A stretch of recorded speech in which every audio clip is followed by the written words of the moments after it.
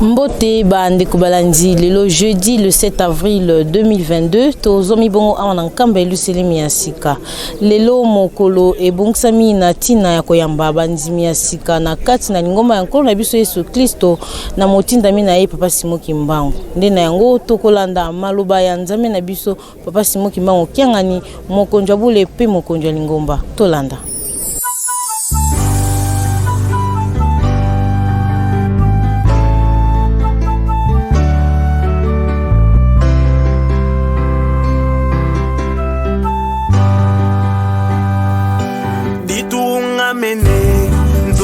Lulu, Mouyelou Selemi, Louise Notwa Kemela, Tata Simo Yani Wavova, Beto si toi Kema,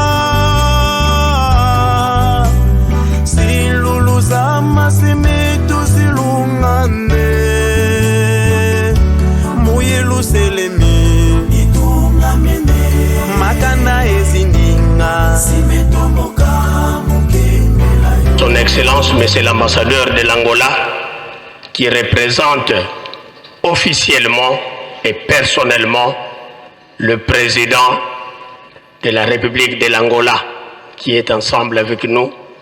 Excellence, nous vous invitons de bien vouloir vous tenir debout afin que l'Auguste Assemblée vous salue. Fagi.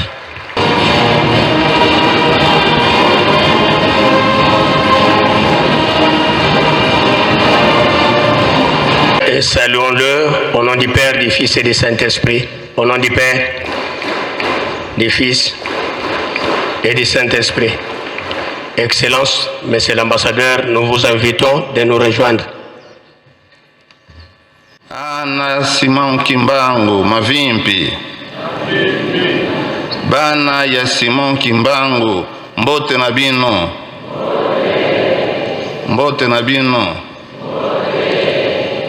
Topesa grâce pa ya mokonzi alalisi biso alamusi biso tozongi lisusu awa lobi tozalaki awa lelo tozongi lisusu zono kwaku kutukelelenge euno tuvutukilidiaka kwaku mukumaki ya mfumu nzambi tuvene moyo kinumana tuleka tosikama tokala iluzingu tomokina tuzatadiaka pangi zetu ena mwamu templu ya mbote mbote ya Mbanza Kamba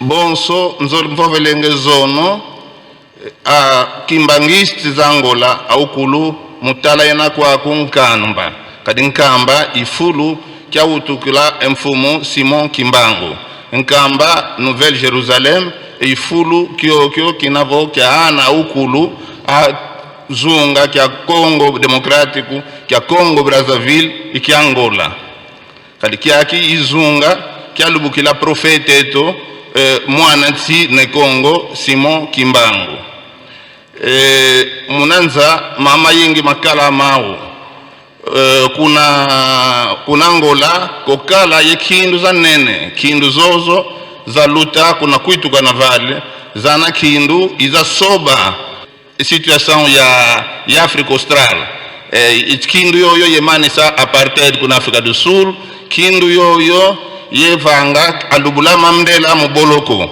kindu yoyo yavanga Afrika du Sul kakuma democratisation uno kwa kunkamba zono tukalanga ye feti ya 6 avril 1921 ilumbu ekiaki ya nzonzambi abokilanga Kimbangu ya lubuka le 6 avril 1921 alors lumbu kimosi kiambote lumbu mosi kianene kowana ukulu Angola a Congo Brazzaville ya Congo Democratico awatatu makuku matatu na kamambote ko nzungu ibwidi mafone kala mamatuku matatu alors yo lumbu mosi kifone gindu Luanga mu chizo za ozitatu le 6 avril 1921 kaleni gindu la ku Congo Democratico kasi lino ku Angola ku Congo Brazzaville kadi ndio na mwana ne Congo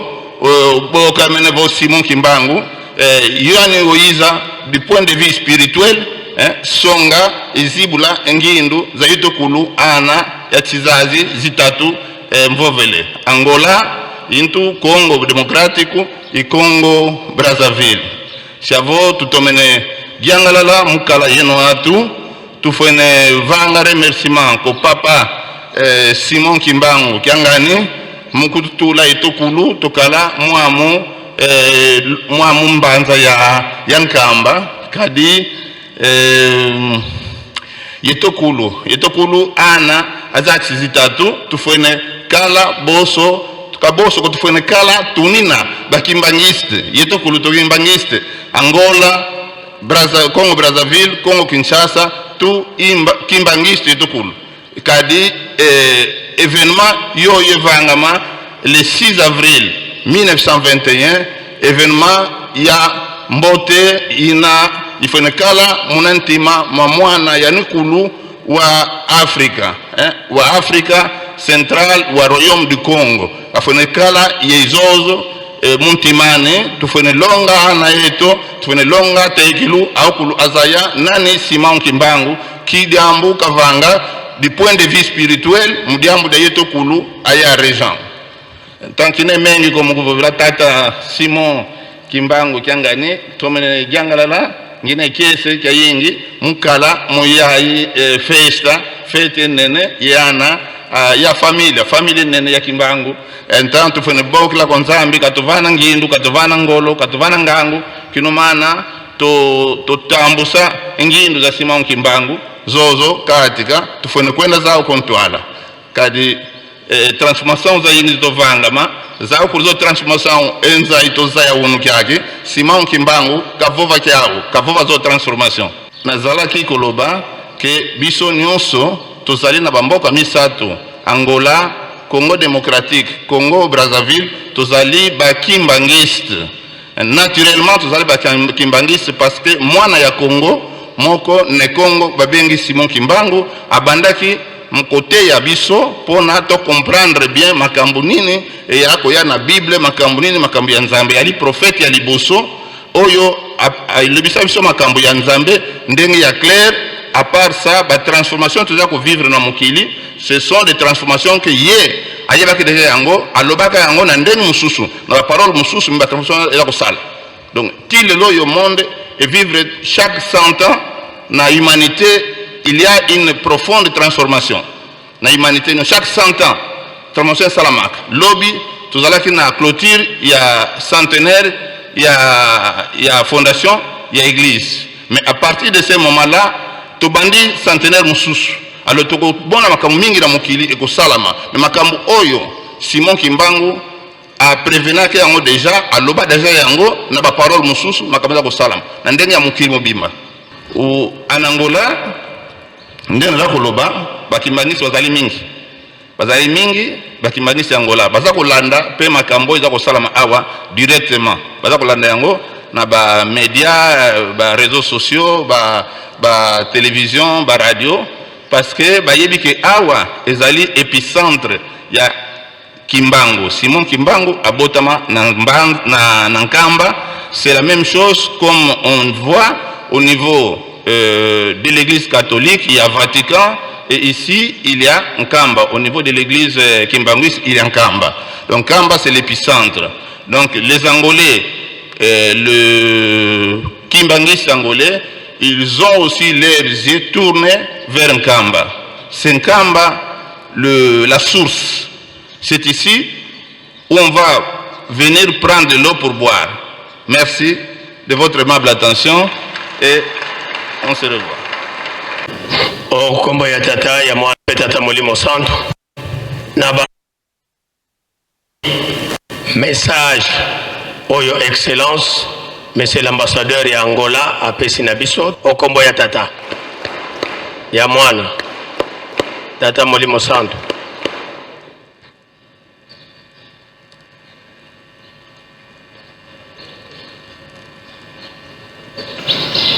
Na komba tata mwana pe Tata Molimo Santo tulandi makambo tata ambassadeur ya Angola alobi ndenge tolobaka Angola ezali moto RDC Liboumou, Congo-Brazzaville Makolo, biso nyonso foto bongisa. Me yebaka mutu soki ebebi nzoto mpe ekufi nango ebebi nango. Mutu soki ebongi tokotambola malamu. Ye likanisi aza nango Angola, RDC, Congo-Brazzaville, toyeba nkamba. Alobi bien, Tata Kimbangu abotame wana nkamba. Tata Kimbangu akoli wana nkamba. Tata Kimbangu akangami na nkamba. Nzoto ya Tata Kimbangu ezonga pe na nkamba. Ilakisi ke kamba direction na biso. Soki lobi yebi nkamba te, moi tolo baza kimbangiste ezali pasi. Bongo be bongo te. Esika ya komisi biso nde yango wana. E biso nyonso toyebaka nkamba ezali source na biso. Ndenge maloba na ye etali bongo. Mutu soki ebebi yo mutu kozala bien. Angola nde mutu. Liboumou mpe soki ele okozala makasi. RDC ezala Liboumou. Makolo soki etamboli te. Est-ce que vous déplacez? Makolo nde Brazzaville. Ah, lobby clair. Biso nyonso totlali kombo ya Tata Kimbangu. Direction na biso ezali nkamba. Yango toyaki na nkamba le 6 avril. Mpona kokumisa Santa oyo ezali ke Tata Kimbangu abandaki mosala na ye na 2021 100 ans. Eza ya ndenge mosusu. Alobi ke après 100 ans makambo mosusu esalamaka ya kitoko ya mabe te. Ndenge ye alobi. Totie elike na Tata Nzambe ke lokola toye akobongisela biso makambo. Yango wana alobi mingi te. Me makambo na ye ezali clair. Tosepeli bien, tosepeli te. Me bobeti maboko te.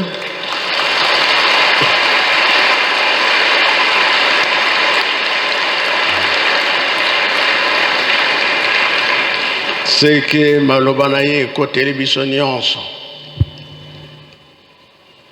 Akende kobongisa mutu ezala propre. Bongo be bongo te. Totalela ye,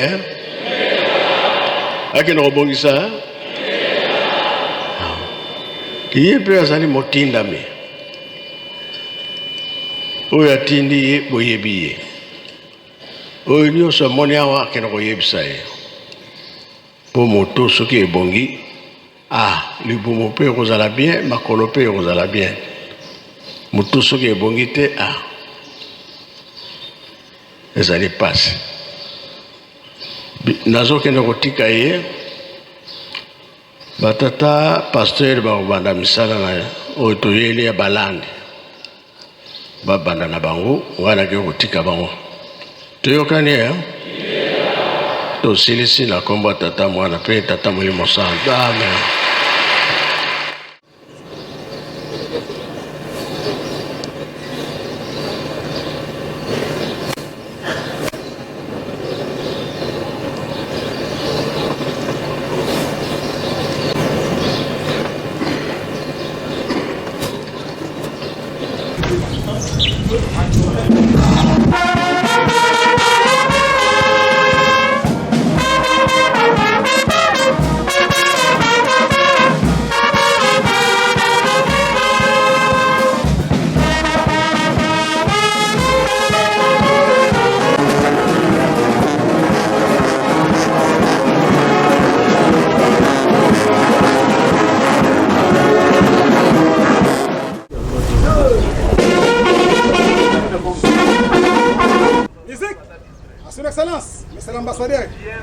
Le pays d'Angola, accrédité République démocratique du Congo. Et représentant personnel, chef de l'État.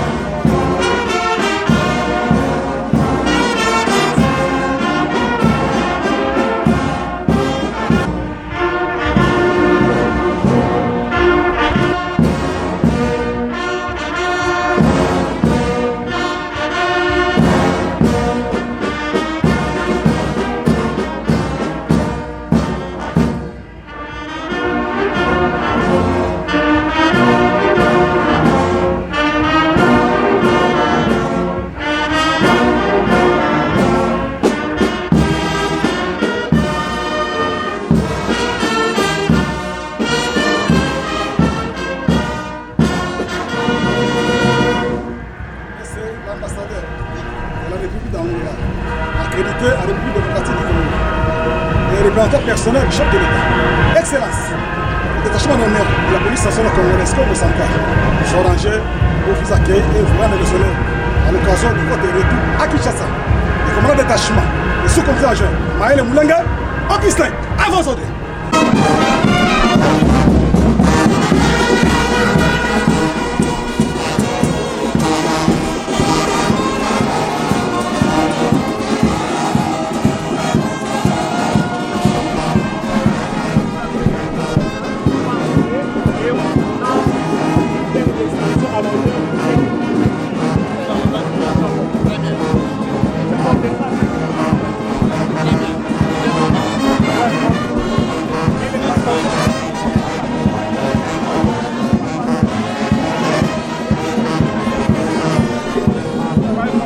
C'est l'amitié, c'est la fraternité, c'est la coopération. C'est comme j'avais dit hier. Donc nous sommes liés, comme je l'ai dit hier, qu'en portugais nous disons obrigado. Obrigado, ça signifie je suis obligé envers vous, avec les fidèles qui m'aguissent. Ils peuvent compter sur moi dans tous les projets, dans tout leur travail, dans toutes leurs actions. Je serai toujours avec eux. Est-ce que vous affirmez que l'église qui m'aguisse c'est à un seul chef et un seul chef spirituel? Non, mais l'église, j'ai dit tout à l'heure à l'église comme le chef c'est ici. Simon Kimbangu est né où? Il n'est pas dans deux places, une seule place. C'est ici en Kamba, non? Alors c'est ici. Merci d'avoir répondu à la question.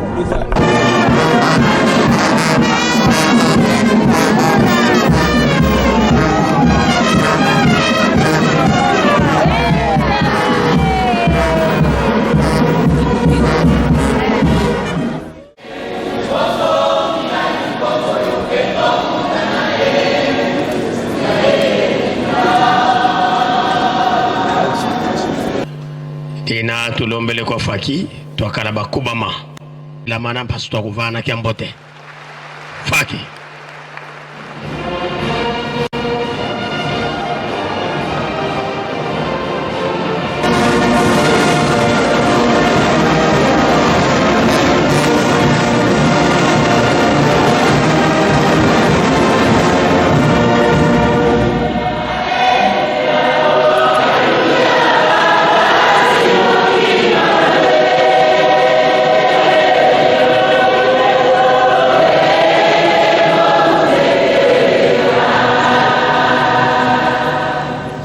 Bika tokupigeno mongo tobana tata tsambi kambote kuwa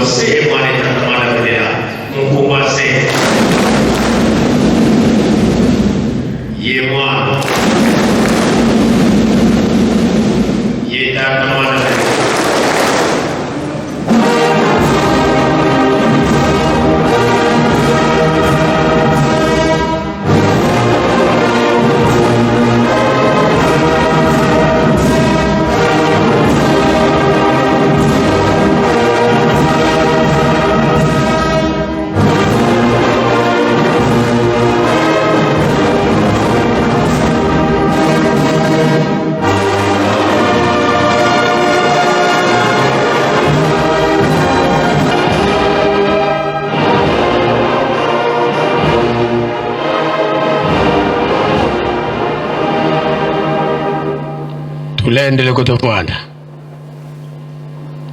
sedeto wanzambieto tata mwanda velela bito bana bakutukulombela bakafulu watusikirikisa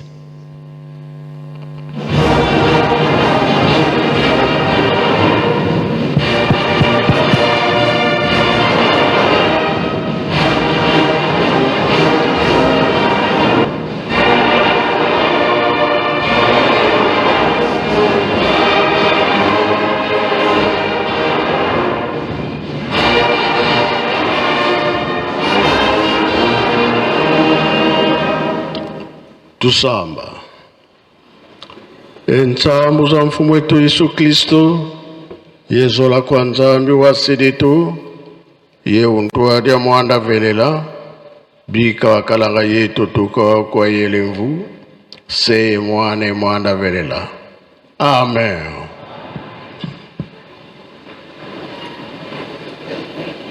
Nakombo tata mwana pe tata mulimo santo tolandaki matei na biso tata pasteur mutateyaki biso bandekaki na banzembo bayuda ake na mibeko mikanda ne ya suka toyoki tobomba tosalela mpona mokolo wana tobika tozali bandimi tolandi tata nzambe nkolo yesu tata molimo santo na biso bandimi ya kala na oyo bayambami lelo tosimba kaka mibeko tobatela mpe kondima na biso yango nde kolongisa biso tokokisi mibeko tokokisi mokano ndenge bandimi bayambami lobi nde communion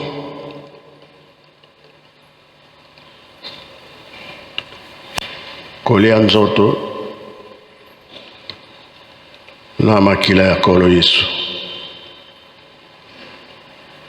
elakisi ke tozali ba Christ kamo munene nde yango wana tolandi nkolo Yesu tozali ba Christ na yende liseko ezali tomoni ke soki okufi okosekwa lisusu likambo wana bato mingi babosanaka yango mingi mpe balobaka ke nzambe azali te me nzambe azali koya tata Simon Kimbangu alobaki makambo mingi na 21 bilembo tozali komona yango tozali kopusana kolo Yesu akoya kota oyo basalelaki ye na solo ntango wana liseko ekozala te yango wana tosimba esika wana kamo nyonso eza na nzela soki tobimi libanda honneur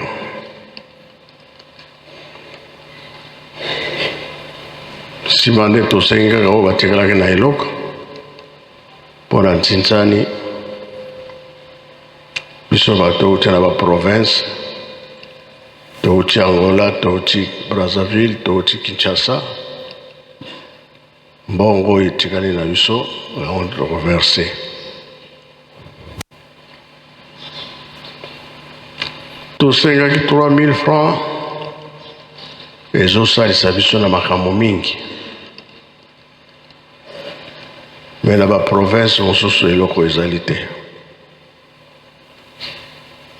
ntina na yango tozelaka lisusu ntsintsani te ezala bongo wana ezosalisa biso na mabende na nsima po tozala na retard te na botongi ya Yerusalem meme tol tozosomba ngo po mbongo eza koluka makambo ebele tomoniki na ye na retard na fete oyo bakonzi bayaki mingi, bapaya bayaki mingi. Na tango moni mokonzi tosololaka makambo mosusu te, oyo tosololaka ezali po ete koyokana.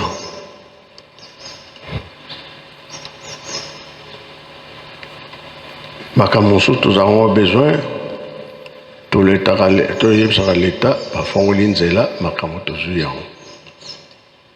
Bato nyonso bazalaki awa